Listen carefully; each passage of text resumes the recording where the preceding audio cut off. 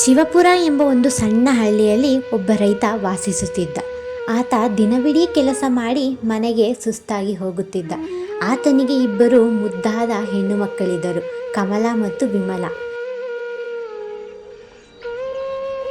ವಿಮಲ ದಿನವಿಡೀ ಕನ್ನಡಿ ಮುಂದೆ ಕೂತ್ಕೊಂಡ್ರೆ ಏನು ಸಿಗುತ್ತೆ, ಹೋಗು ಏನಾದರೂ ಕೆಲಸ ಮಾಡು, ನಾಳೆ ದಿನ ನಿನಗೆ ಮದುವೆ ಆದರೆ ನಿನ್ನ ಗಂಡ ಏನಂತಾರೆ ಹೇಳು.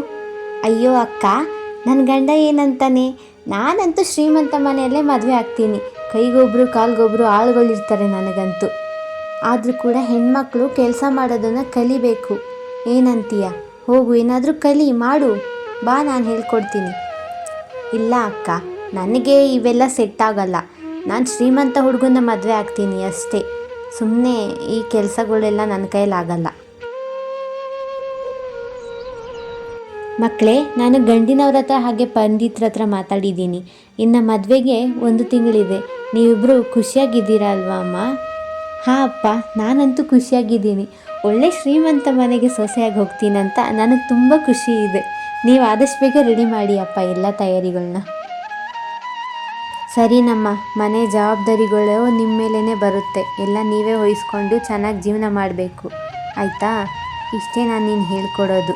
ನಿಮ್ಮಮ್ಮ ಇದ್ದಿದ್ರೆ ಇನ್ನೂ ಹೇಳ್ಕೊಡ್ತಿದ್ಲು. ಅಕ್ಕ ಹೋಗು, ಮನೆ ಕೆಲಸ ಎಲ್ಲ ನೀನೇ ಮಾಡು, ನಾನಂತೂ ಆರಾಮಾಗಿರ್ತೀನಿ. ಯಾಕಂದರೆ ಇನ್ನು 1 ತಿಂಗಳಲ್ಲಿ ಮದುವೆ ಇದೆ, ನಾನಂತೂ ಶ್ರೀಮಂತ ಮನೆಗೆ ಹೋಗ್ತೀನಲ್ವಾ? ಕಮಲ ವಿಮಲಳಿಗೆ ಎದುರು ಮಾತಾಡದೆ ತಾನು ಕೆಲಸಕ್ಕೆ ಹೊರಟು ಹೋಗ್ತಾಳೆ. ಹಾಗೆ ವಿಮಲ ಆರಾಮಾಗಿ ಇರ್ತಾಳೆ. ಅಕ್ಕ, ನಾನಂತೂ ಶ್ರೀಮಂತ ಮನೆಗೆ ಸೊಸೆ ಆಗ್ತಾ ಇದ್ದೀನಿ, ನೀನು ಬಡತನದಲ್ಲಿ ಇರ್ತೀಯ ಅನಿಸುತ್ತೆ. ನೀನೇ ಏನಾದರೂ ಹೆಲ್ಪ್ ಬೇಕಂದರೆ ನನ್ನ ಹತ್ರ ಕೇಳು, ನನಗೆ ಯಾವ ಸಹಾಯನೂ ಬೇಡ, ನೀನು ಚೆನ್ನಾಗಿದ್ದರೆ ಅಷ್ಟೇ ಸಾಕು. ಈ ದುಡ್ಡು ಹಿಂದೆ ಹೋದರೆ ಏನೂ ಸಿಗಲ್ಲ, ಮನುಷ್ಯನಿಗೆ ಪ್ರೀತಿ ಮುಖ್ಯ. ಅಕ್ಕ, ಕೇವಲ ಪ್ರೀತಿಯಿಂದ ಹೊಟ್ಟೆ ತುಂಬಲ್ಲ, ಹಣ ಇದ್ರೇ ಹೊಟ್ಟೆ ತುಂಬೋದು. ಹಣ ಇದ್ದರೆ ನಾವು ಏನು ಬೇಕೋ ಇಷ್ಟ ಬಂದಿದ್ದು ಖರೀದಿ ಮಾಡ್ಕೊಂಡು ತಿನ್ಬೋದು. ಹಣ ಇದ್ದರೆ ಮಾತ್ರ ಪ್ರೀತಿ ಸಿಗುತ್ತೆ ಅನ್ನೋದು ತಪ್ಪು. ಹೃದಯದಲ್ಲಿ ಪ್ರೀತಿ ಇದ್ದರೆ ಅದೇ ನಿಜವಾದ ಸಂಪತ್ತು. ಏನೇ ಆಗಲಿ ನೀನು ಚೆನ್ನಾಗಿರು, ಕಾಲನೇ ಎಲ್ಲದಕ್ಕೂ ಉತ್ತರ ಕೊಡುತ್ತೆ. ಇಬ್ಬರ ವಿವಾಹ ಅವರು ಇಷ್ಟಪಟ್ಟಿದ್ದ ಹಾಗೆಯೇ ನಡೆಯಿತು. ಕಮಲಳಿಗೆ ಒಬ್ಬ ಬಡ ರೈತ ಹಾಗೂ ವಿಮಲಳಿಗೆ ಒಬ್ಬ ಶ್ರೀಮಂತ. ಮದುವೆಯ ನಂತರ ಕಮಲ ಅವಳ ಮನೆಯಲ್ಲಿ ಅಡುಗೆ ಮಾಡುತ್ತಿದ್ದಳು, ಆದರೆ ಮನಸ್ಸಲ್ಲಿ ಏನೋ ಒಂದು ನೆಮ್ಮದಿ ಇತ್ತು. ರಾಮು, ತರಕಾರಿ ವ್ಯಾಪಾರ ಹೇಗೆ ನಡೆಯುತ್ತಿದೆ? ಈ ಬಾರಿ ಮನೆ ಖರ್ಚಿಗಾಗಿ ನೀನು ಕೇವಲ ಸ್ವಲ್ಪ ಹಣವನ್ನು ಕೊಟ್ಟಿದ್ದೀಯಾ, ಏನಾದರೂ ಸಮಸ್ಯೆ ಇದೆಯಾ? ಹೌದು ಕಮಲ, ಮಾರುಕಟ್ಟೆನಲ್ಲಿ ತರಕಾರಿ ವ್ಯಾಪಾರಿಗಳು ಜಾಸ್ತಿನೇ ಆಗಿದ್ದಾರೆ. ಜನ ನನ್ನ ಬಳಿ ಬರುವುದು ಬಿಟ್ಟು ಬೇರೆ ಕಡೆನೇ ಹೋಗಿ ತರಕಾರಿ ತಗೊತಾ ಇದ್ದಾರೆ. ಚಿಂತಿಸಬೇಡ ರಾಮು, ನಮಗೂ ಸಮಯ ಬರುತ್ತದೆ. ನಾವು ಹೀಗೆ ಬಡತನದಲ್ಲೇ ಇರೋದಿಲ್ಲ, ಶ್ರೀಮಂತರಾಗಿ ಆಗ್ತೀವಿ ಒಂದು ದಿನ. ನೀನು ಧೈರ್ಯ ಕಳ್ಕೊಬೇಡ. ಮಾರುಕಟ್ಟೆಯಲ್ಲಿ ರಾಮು ಪ್ರತಿದಿನ ತರಕಾರಿಯನ್ನು ಮಾರುತ್ತಿದ್ದ, ಆದರೆ ಅವನಿಗೆ ಲಾಭ ಆಗುತ್ತಿರಲಿಲ್ಲ. ಜನರು ಅವನ ಬಳಿ ತರಕಾರಿಯೇ ಕೊಳ್ಳುತ್ತಿರಲಿಲ್ಲ, ಏಕೆಂದರೆ ಅವನ ಹಾಗೆಯೇ ಮತ್ತೆ ಬೇರೆಯವರು ಕೂಡ ತರಕಾರಿ ಅಂಗಡಿಗಳನ್ನು ಇಟ್ಟುಕೊಂಡಿದ್ದರು. ಹಾಗಾಗಿ ಯಾರೂ ಅವನ ಅಂಗಡಿಗೆ ಬರುತ್ತಿರಲಿಲ್ಲ. ಹಾಗಂತ ರಾಮು ಸಹ ಸೋಲನ್ನು ಒಪ್ಪಿರಲಿಲ್ಲ. ಮಳೆಗಾಲ ಶುರುವಾಯಿತು. ತರಕಾರಿ ವ್ಯಾಪಾರ ಮಾಡುವವರು ಮಾರುಕಟ್ಟೆಗೆ ಹೋಗಲಿಲ್ಲ. ಇದೇ ಸರಿಯಾದ ಸಮಯ ಎಂದು ರಾಮು ಸಹ ತರಕಾರಿಯನ್ನು ತಗೊಂಡು ಮಾರ್ಕೆಟ್ಗೆ ಹೋಗ್ತಾನೆ. ಮಾರುಕಟ್ಟೆ ಪೂರ್ತಿ ಖಾಲಿ ಇತ್ತು. ಮಳೆ ಬರೋ ಕಾರಣದಿಂದ ಯಾರು ತರಕಾರಿ ಅಥವಾ ಬೇರೆ ಯಾವುದನ್ನು ಮಾರುತ್ತಿರಲಿಲ್ಲ. ಆದರೂ ಸಹ ರಾಮು ಗ್ರಾಹಕರು ಬಂದೇ ಬರುತ್ತಾರೆಂದು ನಂಬಿಕೆಯಲ್ಲಿದ್ದ. ಹೀಗೆ ಒಬ್ಬ ಗ್ರಾಹಕ ಬಂದ. ಟೊಮೆಟೊ ಹೆಂಗಪ್ಪ ಕೆಜಿ? ಅಣ್ಣ, ಟೊಮೆಟೊ 100 ರೂಪಾಯಿ ಕೆಜಿ. 100 ರೂಪಾಯಿ ಕೆಜಿ ಟೊಮೆಟೊ ಆದರೂ ಕೂಡ ಗ್ರಾಹಕರು ಅದನ್ನು ಖರೀದಿ ಮಾಡಿಕೊಂಡು ಹೋಗುತ್ತಿದ್ದರು.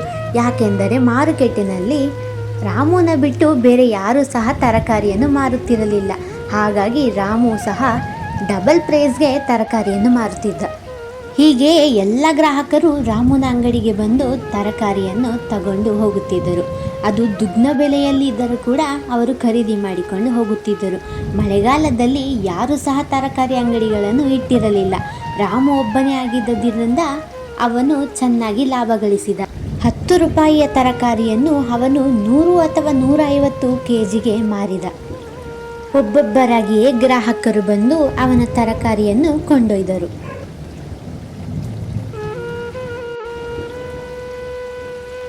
ಅಂತ್ಯದಲ್ಲಿ ಎಲ್ಲ ತರಕಾರಿಗಳು ಖಾಲಿಯಾದವು. ರಾಮು ಎಲ್ಲ ಹಣವನ್ನು ಎಣಿಸಿ ಮನಸ್ಸಿನಲ್ಲೇ ಯೋಚಿಸುತ್ತಾನೆ. 1 ವರ್ಷ ದುಡಿದರೂ ಕೂಡ ನಾನು ಇಷ್ಟು ಹಣವನ್ನು ಗಳಿಸುತ್ತಿರಲಿಲ್ಲ, ಆದರೆ ಇವತ್ತು ಇಷ್ಟೊಂದು ದುಡಿದೆ ಎಂದು ಯೋಚಿಸಿ ಅವನು ಖುಷಿಯಿಂದ ಮನೆಗೆ ಹೋಗುತ್ತಾನೆ.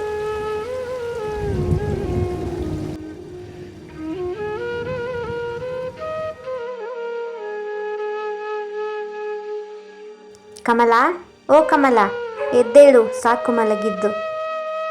ಯಾಕೆ ರಾಮು ಇಷ್ಟೊಂದು ಆತರದಿಂದ ನನ್ನನ್ನು ಎಬ್ಬಿಸ್ತಿದ್ದೀಯಾ?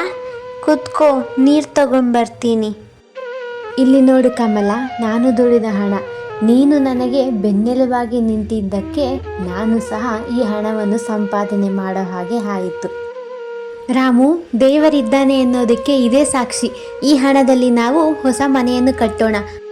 ನೀನು ನನ್ನ ಪಾಲಿನ ದೇವತೆ, ನೀನು ಭಾಗ್ಯಲಕ್ಷ್ಮಿ. ನೀನು ಬಂದ ಮೇಲೇ ನನ್ನ ಭಾಗ್ಯ ಬದಲಾಯಿತು. ನೀನು ಹೇಳಿದಂತೆಯೇ ಆಗಲಿ. ಕೆಲವು ತಿಂಗಳ ನಂತರ ಹೀಗೆಯೇ ಕಮಲ ಹಾಗೂ ರಾಮು ಹೊಸ ಮನೆಯನ್ನು ಕಟ್ಟಿದರು. ಕಮಲ, ನೀನು ಹೇಳಿದಂತೆಯೇ ನಾನು ಹೊಸ ಮನೆಯನ್ನು ಕಟ್ಟಿದ್ದೇನೆ. ಇನ್ನೂ ನಿನ್ನ ಆಸೆ ಏನಾದರೂ ಇದೆಯಾ? ಇದ್ದರೆ ಹೇಳು. ನಾವು ಎಷ್ಟೇ ಶ್ರೀಮಂತರಾದರೂ ಬಂದ ದಾರಿಯನ್ನು ಮರೆಯಬಾರದು ರಾಮು. ನೀನು ಈಗಲೂ ಕೂಡ ತರಕಾರಿ ಅಂಗಡಿಯನ್ನು ಇಟ್ಟು ತರಕಾರಿ ವ್ಯಾಪಾರ ಮಾಡು. ನೀನು ನನಗೆ ಒಳ್ಳೆಯದನ್ನೇ ಹೇಳುತ್ತೀಯಾ ಅಂತ ನನಗೆ ನಂಬಿಕೆ ಇದೆ. ನೀನು ಹೇಳಿದಂತೆ ಆಗಲಿ. ಹೀಗಂತ ಹೇಳಿ ರಾಮು ತನ್ನ ತರಕಾರಿ ಅಂಗಡಿಯನ್ನು ಮತ್ತೆ ಪ್ರಾರಂಭಿಸುತ್ತಾನೆ. ಇಲ್ಲಿ ಸಹ ರಾಮುವಿನ ವ್ಯಾಪಾರ ಚೆನ್ನಾಗಿಯೇ ನಡೆಯುತ್ತಿತ್ತು. ಹೀಗೆ ರಾಮು ಹಾಗೆ ಕಮಲ ಇಬ್ಬರು ಖುಷಿಯಾಗಿ ಜೀವನ ನಡೆಸುತ್ತಿದ್ದರು.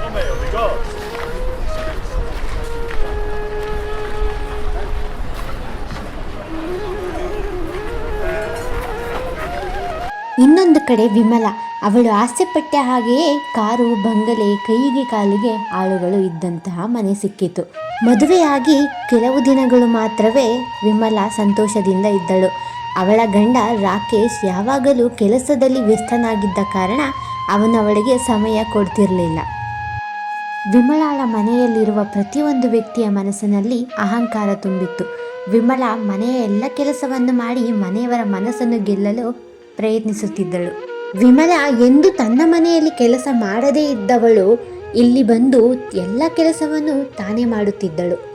ತನಗೆ ಒಬ್ಬಂಟಿತನ ಎಂದೂ ಕಾಡಬಾರದೆಂದು ತಾನು ಪ್ರತಿಯೊಂದು ಕೆಲಸದಲ್ಲಿ ಮುಳುಗುತ್ತಿದ್ದಳು. ಅವರ ಅತ್ತೆಯ ಪ್ರೀತಿ ಪಡೆಯೋದಕ್ಕಾಗಿ ಅತ್ತೆಯ ಸೇವೆಯನ್ನು ಮಾಡುತ್ತಿದ್ದಳು. ಆದರೆ ಮನೆಯವರಿಗೆ ಅಹಂಕಾರ ತುಂಬಿದ ಕಾರಣ ವಿಮಲಾಳ ಪ್ರೀತಿ ಅವರಿಗೆ ಕಾಣಿಸಲಿಲ್ಲ. ರಾಕೇಶ್, ನೀನು ಒಂದು ದಿನ ರಜೆ ಹಾಕಿ ನನಗೋಸ್ಕರ ಟೈಮ್ ಸ್ಪೆಂಡ್ ಮಾಡಬಹುದು ಅಲ್ವಾ? ನನಗೆ ಮನೆಯಲ್ಲಿ ಒಂಟಿತನ ಇದೆ. ನನಗೆ ನಿನ್ನ ಪ್ರೀತಿ ಬೇಕು. ಇಲ್ಲ ವಿಮಲಾ, ನನಗೆ ತುಂಬ ಕೆಲಸ ಇದೆ. ಸುಮ್ಮನೆ ನನ್ನನ್ನು ಡಿಸ್ಟರ್ಬ್ ಮಾಡಬೇಡ. ದುಡ್ಡು ಸಂಪಾದನೆ ಮಾಡಬೇಕು, ಆವಾಗಲೇ ನಮ್ಮಮ್ಮ ಖುಷಿ ಪಡ್ತಾಳೆ. ಆ ಸಮಯದಲ್ಲಿ ವಿಮಲಾಳಿಗೆ ಅವಳ ಅಕ್ಕ ಹೇಳಿದ ಮಾತು ನೆನಪಾಯಿತು. ದುಡ್ಡು ಯಾರು ಬೇಕಾದರೂ ಸಂಪಾದಿಸ್ತಾರೆ, ಆದರೆ ಪ್ರೀತಿ ಸಂಪಾದಿಸೋದು ತುಂಬ ಕಷ್ಟ. ಹೀಗೆಯೇ ಒಂದು ದಿನ ರಾಕೇಶ್ ಅವನ ಬೊಟಿಕ್ನಲ್ಲಿ ಇರುವಾಗ ಒಂದು ದುರಂತ ನಡೆಯಿತು.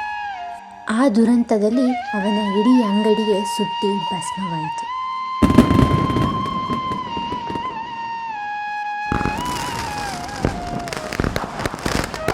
ಅವನು ಬೇಜಾರಿನಿಂದ ಮನೆಗೆ ಹಿಂತಿರುಗಿ ಅವನ ತಾಯಿಗೆ ಹೇಳುತ್ತಾನೆ, ಆ ಬೊಟಿಕ್ ನಿನ್ನ ಅಜ್ಜ ನನಗೆ ಗಿಫ್ಟ್ ಮಾಡಿದ್ದು. ನೀನು ಎಲ್ಲವನ್ನು ಹಾಳು ಮಾಡಿದೆ. ಈ ಮನೆಯಿಂದ ಹೊರಟೋಗು. ನಿನ್ನ ಮಕ ಸಹ ತೋರಿಸ್ಬೇಡ ನನಗೆ. ರಾಕೇಶ್, ನಿಂತ್ಕೋ, ನಾನು ಸಹ ನಿನ್ನ ಜೊತೆ ಬರ್ತೇನೆ. ಮನೆಯವರು, ಹೆತ್ತವರು ಎಲ್ಲರೂ ಕೈ ಬಿಟ್ಟಾಗ ಅವನ ಜೊತೆ ಕೇವಲ ವಿಮಲಾ ಇದ್ದಳು. ವಿಮಲಾ, ನೀನೇಕೆ ನನ್ನ ಜೊತೆ ಬಂದೆ? ನಾನು ನಿನಗೆ ಸಮಯ ಕೊಟ್ಟಿಲ್ಲ. ನಿನ್ನ ಮನಸ್ಸಿಗೆ ತುಂಬ ನೋವು ಮಾಡಿದೆ. ಆದರೂ ನೀನು ನನ್ನ ಕಷ್ಟದ ಸಮಯದಲ್ಲಿ ನನ್ನ ಜೊತೆ ಇದೆಯಾ? ಇವಾಗ ಎಲ್ಲಿಗೆ ಅಂತ ಹೋಗೋಣ? ನಾನು ನಿನ್ನ ಹೆಂಡತಿ. ಗಂಡನ ಕಷ್ಟದಲ್ಲಿ ಹೆಂಡತಿನೇ ಸಹಾಯಕ್ಕೆ ಬರೋದು. ನಮಗೆ ಯಾರೂ ಇಲ್ಲ ಅಂತ ಅಂದ್ಕೊಬೇಡ. ನಮ್ಮ ಅಕ್ಕ ಇದ್ದಾಳೆ, ನಮ್ಮ ಅಕ್ಕನ ಹತ್ರ ಸಹಾಯ ಕೇಳೋಣ. ಇಬ್ಬರು ಸಹ ಅವರ ಅಕ್ಕನ ಮನೆಗೆಂದು ಹೊರಡುತ್ತಾರೆ. ಅವಳ ಅಕ್ಕನ ಮನೆಗೆ ಬಂದು ನಡೆದ ಎಲ್ಲ ಘಟನೆಯನ್ನು ಹೇಳುತ್ತಾಳೆ. ಅಕ್ಕ, ನಮಗೆ ಈಗ ಮನೆ ಇಲ್ಲ ಅಕ್ಕ. ನಾವು ನಿಮ್ಮ ಮನೆಯಲ್ಲಿ ಇರಬಹುದಾ? ಹೌದು ವಿಮಲಾ, ಇದು ನಿನ್ನ ಮನೆಯೇ ಅಂತ ಅನ್ಕೋ. ನಿನಗಿಲ್ಲ ಅಂತೀನಾ? ಬಾ ಒಳಗೆ, ನಾವು ನಿಮಗೆ ಇದ್ದೀವಿ. ಯಾರೂ ಇಲ್ಲ ಅಂತ ಅಂದ್ಕೊಬೇಡಿ. ನೀವು ಇದೇ ಮನೆಯಲ್ಲಿ ಆರಾಮಾಗಿ ಇರಬಹುದು. ನಿಮಗೆ ಎಂಥ ಸಹಾಯ ಬೇಕಾದರೂ ನೀವು ನಮ್ಮ ಹತ್ರ ಸಂಕೋಚವಿಲ್ಲದೆ ಕೇಳು, ಸರಿನಾ? ಅಣ್ಣ, ನೀವು ಮಾಡ್ತಿರೋ ಈ ಉಪಕಾರನ ನಾನು ಯಾವತ್ತೂ ಮರೆಯಲ್ಲ. ನನಗೆ ಒಂದೇ ಒಂದು ಸಹಾಯ ಆಗಬೇಕು. ನಾನೇ ನನ್ನ ಕಾಲ ಮೇಲೆ ನಿಂತು ದುಡಿಬೇಕನ್ನೋ ಆಸೆ ಇದೆ. ನನಗೊಂದು ಆಟೋ ಕೊಡಿಸ್ತೀರಾ ಅಣ್ಣ? ಮರುದಿನ ರಾಮು ರಾಕೇಶ್ ಕೇಳಿದ್ದಾನೆ ಎಂದು ಅವನಿಗೊಂದು ಆಟೋವನ್ನು ಕೊಡಿಸ್ತಾನೆ. ಮನೆಯವರೆಲ್ಲ ಅದನ್ನು ನೋಡಿ ಸಂತೋಷ ಪಡುತ್ತಾರೆ.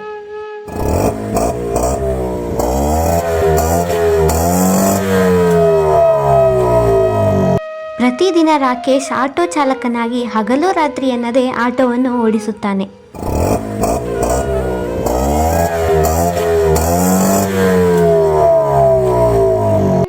ವಿಮಲಾಳಿಗೆ ಅವಳ ತಪ್ಪು ಸಹ ಅರಿವಾಗಿತ್ತು. ಕಮಲಾ ಅವಳನ್ನು ಸಮಾಧಾನ ಮಾಡಿಸುತ್ತಿದ್ದಳು. ವಿಮಲಾ, ನಿನಗೆ ಈಗಲಾದರೂ ಅರ್ಥ ಆಯ್ತಾ? ದುಡ್ಡಿಗಿಂತ ಪ್ರೀತಿಗೆ ಬೆಲೆ ಜಾಸ್ತಿ. ದುಡ್ಡು ಇಲ್ಲ ಅಂದರೆ ಯಾರೂ ನಮ್ಮನ್ನು ಹತ್ರ ಸೇರಿಸಲ್ಲ. ಅದೇ ಪ್ರೀತಿ ಇದ್ದರೆ ಎಲ್ಲರೂ ನಮ್ಮವರೇ. ಹೌದು ಅಕ್ಕ, ನನಗೆ ನಿನ್ನ ಒಂದೊಂದು ಮಾತು ಸಹ ಅರ್ಥ ಆಗಿದೆ.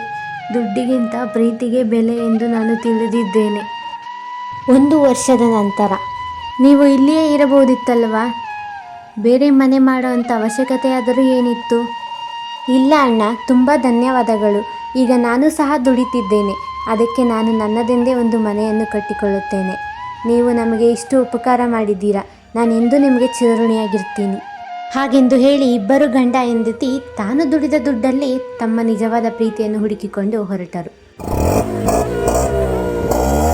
ಈ ಕಥೆಯ ಸಾರಾಂಶ ಏನೆಂದರೆ, ದುಡ್ಡನ್ನು ಯಾರ ಬೇಕಾದರೂ ಸಂಪಾದಿಸಬಹುದು, ಆದರೆ ನಿಜವಾದ ಪ್ರೀತಿಯನ್ನು ಕೆಲವರು ಮಾತ್ರ ಸಂಪಾದಿಸೋಕೆ ಆಗುತ್ತೆ. ನಮ್ಮ ಬಳಿ ದುಡ್ಡು ಇಲ್ಲ ಎಂದರೂ ನಿಜವಾದ ಪ್ರೀತಿ ಇದ್ದರೆ ಗುಡಿಸಲಲ್ಲಿ ಕೂಡ ನಾವು ಹಾಯಾಗಿ ಇರಬಹುದು.